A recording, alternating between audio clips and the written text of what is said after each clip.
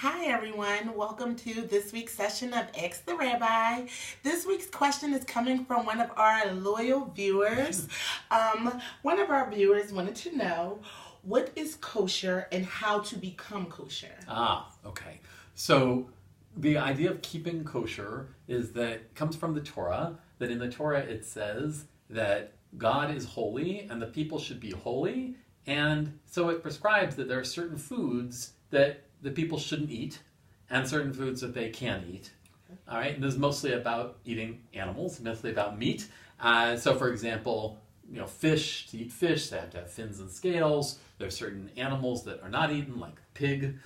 Pork is not eaten. Shellfish is not eaten. And the most important thing is to remember that in the Torah, this is about holiness. The idea is that being holy is something that affects every aspect of our life. It's not just something we do one day a week or in one moment, but it's something that should affect everything we do, including eating. So we can have an eating practice that makes us holy by being selective about what we eat. And human beings are the only creatures that will choose, this is something I could eat, but I'm not going to, right? Animals don't do that. If something can be eaten, they eat it.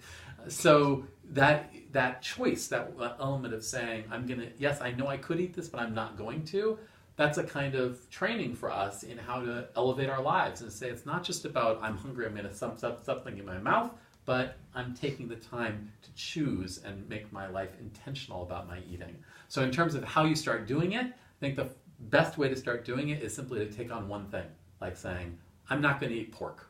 That would be a way of starting to take on this practice of kashrut, and then you can add other things until your whole eating practice becomes elevated on something holy. Wow. Send us your questions. You never know, it might show up on Ask the Rabbi. See you next week, guys.